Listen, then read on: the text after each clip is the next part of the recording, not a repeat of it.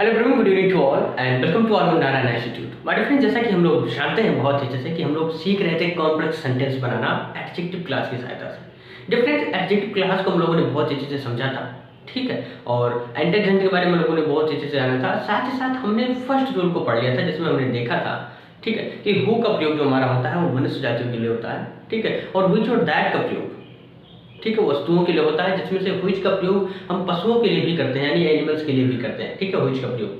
तो first rule को हम लोगों ने बहुत अच्छे से पढ़ लिया था और आज हम सेकंड रूल से अपनी स्टार्ट करेंगे। और आज के इसी वीडियो के साथ हम एडजेक्टिव क्लास को खत्म कर देंगे, ठीक है। इसके बाद जो आपका नेक्स्ट क्लास होगा वो होगा आपका एडवर्ब क्लास के ऊपर। जो आपकी नेक्स्ट क्लास होगी इसके बाद वो होगी आपकी एडवर्ब क्लास पर। तो बहुत ही ध्यान से समझें क्योंकि एडजेक्टिव क्लास पूरा का पूरा हम लोग खत्म करने वाले हैं। लगभग 6 से 7 रूल है, तो प्लीज़ वीडियो के अंदर बने रहें और पूरे फोकस के साथ चीज़ों को पढ़ें, ठीक है। और बात करें अगर पीडीएफ नोट्स की, तो आपको पीडीएफ नोट्स दे दिया गया है, आप यहाँ से पढ़ लीजिए, उसके बाद में आप रिवाइज कर लीजिएगा अच्छे से। कोई डाउट हो तो पूछ लीजिएगा, सब कुछ सारी फैसिलिटीज आपके लिए अवेलेबल है, ठीक है। तो डिफरेंट अगर आप यूपी बोर्ड के स्टूडेंट हैं तो तुरंत चैनल को सब्सक्राइब कर लीजिए और बेल आइकन को प्रेस करके शुरू कर दीजिए अपनी तैयारी नारायण इंस्टीट्यूट से इंग्लिश में 95+ मार्क्स स्कोर करने के लिए। तो डियर फ्रेंड्स, बहुत ही ध्यान से समझते हैं अपने रूल नंबर सेकंड को, जो कि हमारा एडजेक्टिव क्लास का है। और हम देखेंगे कि कैसे एडजेक्टिव क्लास की सहायता से हम लोग सिंपल सेंटेंसेस को कंबाइन करके कॉम्प्लेक्स बनाते हैं। This is the most important my friends, तो प्लीज वीडियो के अंदर बने रहें। आइए देर न करते हुए शुरू करेंगे ऐसी शानदार class. Let's start the video. Different rule number second, आइए इसे समझते हैं। यहाँ पर देखिए भैया, हमारा रूल नंबर सेकंड है, अगर एंटेजेंट दूसरे वाक्य के सब्जेक्ट के रूप में आता है, ठीक है, तो वाक्यों को इधर उधर नहीं करेंगे। लेकिन यदि वाक्य में सब्जेक्ट ही अलग अलग है और एंटेजेंट ऑब्जेक्ट के रूप में आया है, तब दूसरे वाक्य को पहले लिखा जाता है और पहले वाक्य को बाद में। आइए करते हैं यहाँ पर हम लोग कंबाइन, जिसके जरिए अपन लोग अच्छे से समझेंगे। देखते हैं दोस्तों, हमारा जो एग्जाम्पल फर्स्ट है वो है ही इनवाइटेड अ बॉय। उसने एक लड़के को आमंत्रित किया। He was his best friend, ठीक है, वह उसका क्या था, बेस्ट फ्रेंड था। अब यहां पर देखिए, ही इनवाइटेड अ बॉय, उसने एक लड़के को आमंत्रित किया। He was his best friend. तो देखिए यहां पर जो ही आया है और यहां पर ही आया है, सब्जेक्ट समान है, ठीक है। लेकिन ये जो जब हम इसे कंबाइन करेंगे तो हमारा जो दूसरे वाक्य का सब्जेक्ट बनेगा वो आ बॉय होगा, ठीक है। यानी यहाँ पर देखिए एंटेजेंट सब्जेक्ट के रूप में आया है, ठीक है। अब हम इसे सेंटेंस को इधर उधर नहीं करेंगे, ऐसे ही जोड़ देंगे। अब आइए देखते हैं कैसे जोड़ते हैं। ही इनवाइटेड अ बॉय, उसने एक लड़के को आमंत्रित किया। अब भैया मैंने आपको बताया है कि आदमी के लिए हम हु का प्रयोग करते हैं अगर वह सब्जेक्ट के रूप में है। अगर कोई ऑब्जेक्ट होगा तो हम होम लगाएंगे, अगर पॉजेसिव में होगा तो हम हुज लगाएंगे। रूल नंबर फर्स्ट में हमने समझा था बहुत अच्छे से। अब यहाँ पर देखिए, ही इनवाइटेड अ बॉय, उसने एक लड़के को आमंत्रित किया। अब इसके लिए क्या लगाएंगे, हु लगाएंगे। हु, तो ही को हटाया और यहाँ पर हु लगा दिया। अब ऐसे पूरा छाप दीजिए, वॉज हिज बेस्ट फ्रेंड, ठीक। थोड़ा सा बदलना है आपको, इसका मीनिंग क्या लिखना है, ही इनवाइटेड अ बॉय, उसने एक लड़के को आमंत्रित किया जो उसका बेस्ट फ्रेंड था। सेकंड है हमारा, द मैन केम एट 7, जो आदमी 7 बजे आया। आई वेटेड फॉर हिम, ठीक, मैंने उसका इंतजार किया। तो यहां पर देखिए कौन आया, जो आदमी यानी द मैन, और किसने इंतजार किया, मैंने। यानी सब्जेक्ट और इसका सब्जेक्ट डिफरेंट है। तो जब डिफरेंट है तो इसे हम लोग यहाँ ले आएंगे, यानी आई, सेकंड सेंटेंस को आगे करिए, आई वेटेड फॉर। अब इतना लिखा, अब हिम को नहीं लगाएंगे, हिम के स्थान पर, ठीक है, हम यहाँ द मैन को लिखेंगे। तो I waited for the man, ठीक है। अब द मैन हमारा सब्जेक्ट है, यानी हु लिखेंगे हम। तो I waited for the man who, अब लिखिए केम एट 7, ठीक है। तो I waited for the man, मैंने उस व्यक्ति के लिए इंतजार किया, हु केम एट 7, जो 7 बजे आया।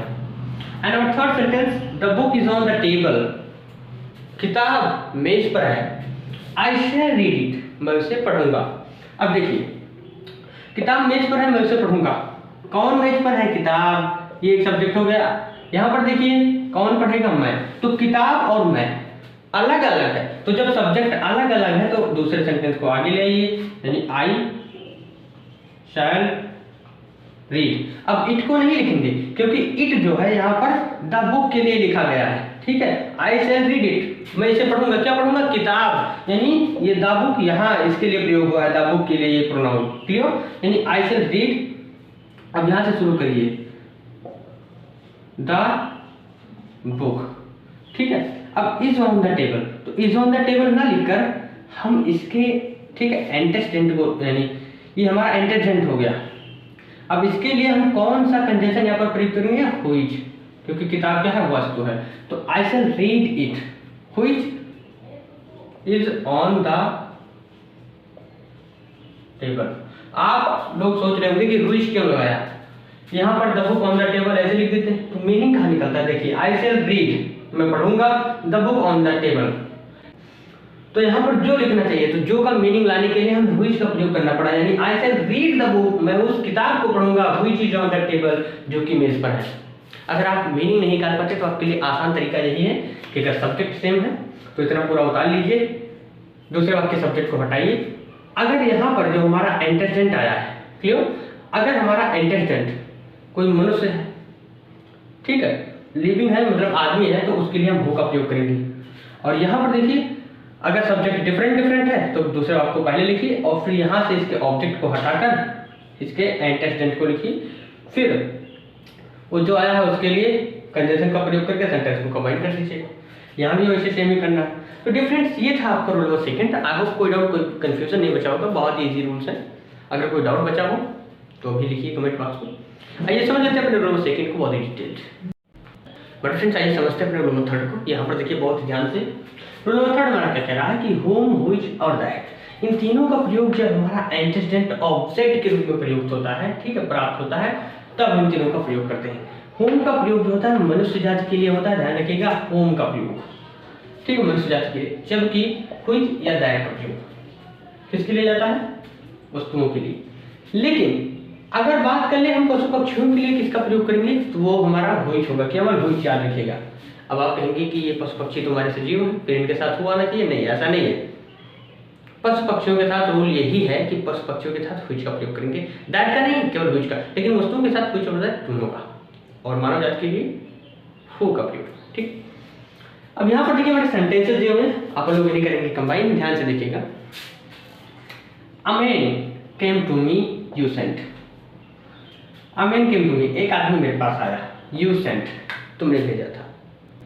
अब ये जो आ मैन है ये हमारा एंटेस्टेंट है, ऑब्जेक्ट के रूप में प्राप्त हुआ है, तो यहाँ पर हम लिखेंगे आ मैन। और आपको बताया गया है आ मैन हमारा ऑब्जेक्ट के रूप में है, इसलिए हम किसका प्रयोग करेंगे, होम का प्रयोग करेंगे। तो ये तो फाइनल हुआ। और ये भी बताया गया है कि एंटेस्टेंट और कंजंक्शन के बीच कोई दूसरा शब्द नहीं होना चाहिए, ठीक है, यानी एंटेस्टेंट के जस्ट बाद हमारा कंजंक्शन होगा, यानी यहाँ पर आप होम लिखिए, तो आ मैन होम। अब इसे लिखिए यहाँ पर यू सेंट, तो एक आदमी जिसे तुमने भेजा, ठीक है, केम टू मी, मेरे पास आया। इस तरह मत बनाइएगा कि a man came to me home you sent, because हमारा जो ग्रामर का रूल कह रहा है यहाँ पर सेंटेंसेस का, वो ये कह रहा है कि एंटेस्टेंट और कंजंक्शन के बीच कोई अदर शब्द नहीं होना चाहिए। यहाँ पर कोई अदर शब्द है नहीं है, लेकिन जब यहाँ पर होम लिखेंगे तो हमारा केम टू मी बीच में आ जाएगा, तो सेंटेंस गलत हो जाएगा। एंड वो second sentence, a boy stole my book, एक लड़के ने मेरी किताब चुराई। My father bought it for me, my father bought it for me, मेरे पिताजी ने इसे मेरे लिए खरीदा था। अब यहाँ पर देखिए, तो यहाँ से लेते चले जाइए, देखिए माय बुक वस्तु आई है यहाँ पर, यानी यहाँ पर हम दैट का प्रयोग करेंगे, यानी आ बॉय स्टोल माई बुक। अभी जो माई बुक है ये हमारा एंटेस्टेंट है, ठीक है, तो इसके लिए हम दैट का प्रयोग कर सकते हैं, व्हिच का भी प्रयोग कर सकते हैं। तो that my father bought, it को हटाएंगे क्यों, क्योंकि उसके स्थान पर हमने माई बुक का प्रयोग कर लिया है, क्लियर, फॉर मी। इसका मीनिंग क्या निकला, a boy stole my book, एक लड़के ने मेरी किताब चुराई, दैट माई फादर, जिसे मेरे पिताजी ने खरीदा था मेरे लिए, ठीक है। And our third sentence, he caught an ox, ठीक है, उसने एक बैल को पकड़ा। A farmer left it loose, एक किसान ने, ठीक है, उसे छोड़ा था, लेफ्ट इट लूज, ठीक है, छोड़ देना किसी बैल को, ठीक है। तो ही कॉट एन एक्स, तो यहां पर लिखिए ही कॉट एन एक्स। अब ये क्या है, जानवर है एक्स, एन एक्स। अब इसे, ये हमारा एंटीसेडेंट है, इसके लिए हम किसका प्रयोग करेंगे, व्हिच का। तो he caught an ox which a farmer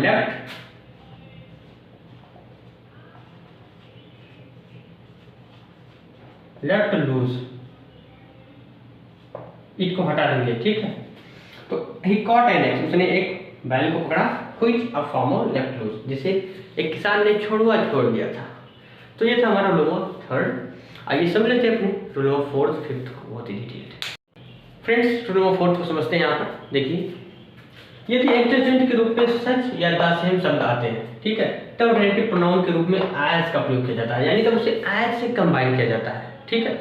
अब समझते हैं यहाँ पर आप लोग कहेंगे कि आपको सच या द सेम दिखाई नहीं दे रहे हैं, दिखाई देंगे। अभी देखिए, अवॉइड दीज बॉयज, ऐसे लड़कों को अवॉइड करो, ठीक है, दे गैम्बल, जो जुआ खेलते हैं।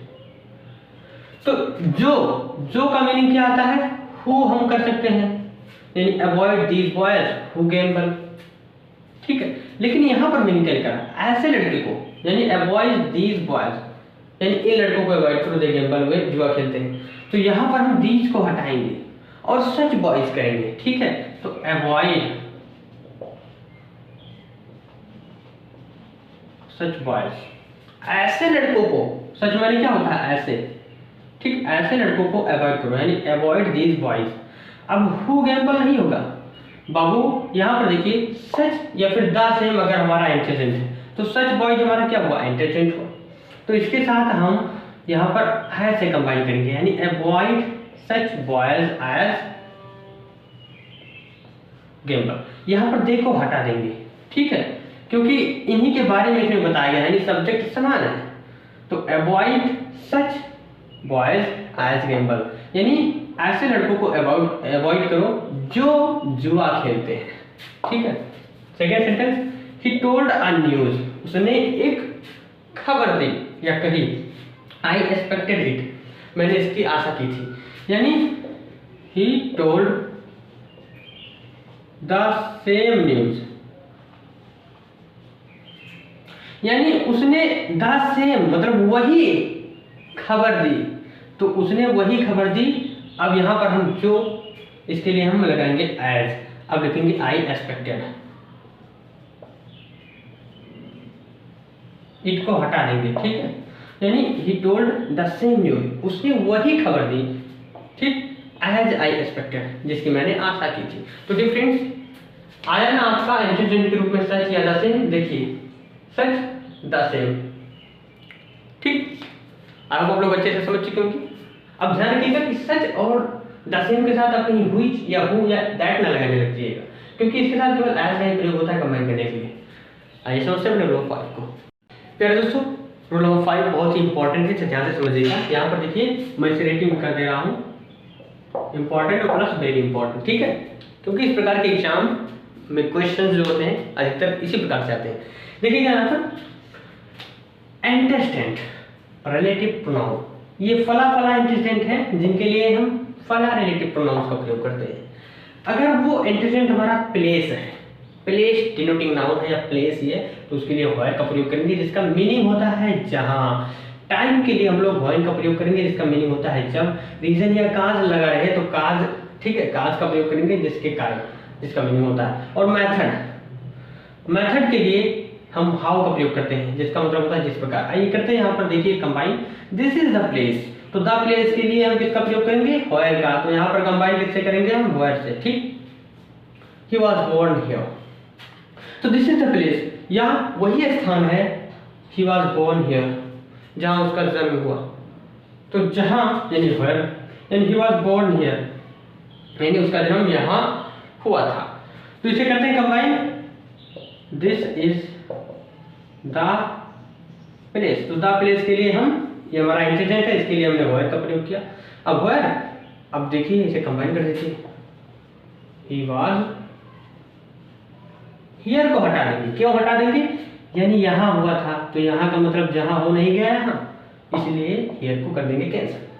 तो दिस इज द प्लेस, या वही स्थान है व्हेयर ही वाज बोर्न, जहाँ उसका जन्म हुआ था। And our second sentence, when do you come here, तुम यहाँ कब आते हो, टेल मी, मुझे बताओ। तो दूसरे सेंटेंस को पहले बनाएंगे क्योंकि इंपरेटिव है, तो इंपरेटिव को आगे कर लेंगे, यानी टेल मी। अब कब यहाँ आते हो, अब इसके लिए इसका कंडीशन क्या होगा, टाइम, यानी टेल मी द टाइम। ठीक, अब when do you come here, यहाँ से लिखेंगे दूसरे सेंटेंस को, तो व्हेन लिखेंगे यहाँ पर, और ये हमारा देखिए क्या है, इंट्रोगेटिव है, इसे हम असर्टिव में बदल देंगे, यानी tell me the time when, do को हटाएंगे और डू हमारा रहता है प्रेजेंट इंडिफिनिट में, यानी यू के साथ वर्ब की फर्स्ट फॉर्म, तो व्हेन यू कम हियर। ठीक है, यानी tell me the time when you come here, तो मुझे वह समय बताओ जब तुम यहाँ आते हो। तो this was our second sentence. Clear? अब ये देख लेते हैं बचे हुए जो एग्जांपल्स को, जो कि हमारे रीजन और मेथड वाले हैं। आइए समझते हैं। हमारे फ्रेंड्स, ये दोनों हमारे लास्ट एग्जांपल है आज की क्लास के, और इसी के साथ हमारा जो कॉम्प्लेक्स सेंटेंस है, ठीक है, उसमें हम देख रहे थे एडजेक्टिव क्लास की सहायता से सेंटेंसेस को कंबाइन करना, वो हमारा समाप्त हो जाएगा। अब यहाँ पर देखते हैं कि फेल अगेन, वह दोबारा फेल हो गया। द काज इज केयरलेसनेस, कारण है उसका केयरलेसनेस। ठीक है, तो he fail again, the cause is carelessness, तो द काज पहले लिखेंगे एंटरटेन।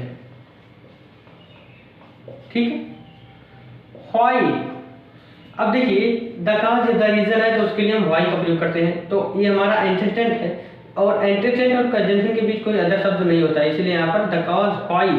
अब ही फेल्ड लिखिए यहाँ पर, ठीक, इज केयरलेसनेस, यानी the cause why he failed, कारण, ठीक है, जिसके कारण वो फेल हो गया, इज केयरलेसनेस, वो लापरवाही है। दूसरा है हमारा टू सिक्योर्ड गुड मार्क्स, तुमने अच्छे मार्क्स प्राप्त किए हैं। Can you tell me the method, क्या तुम वो विधि मुझे, वो तरीका मुझे बता सकते हो। तो इसे पहले बनाइए दूसरे सेंटेंस को, कैन यू टेल मी, ठीक, द मेथड, और द मेथड के लिए हम लोग कौन से कंजंक्शन का प्रयोग करते हैं बापू, द मेथड, हाउ, तो यहाँ पर क्या लिखिए हाउ। ठीक, can you tell me the method how अब यू सिक्योर गुड मार्क्स।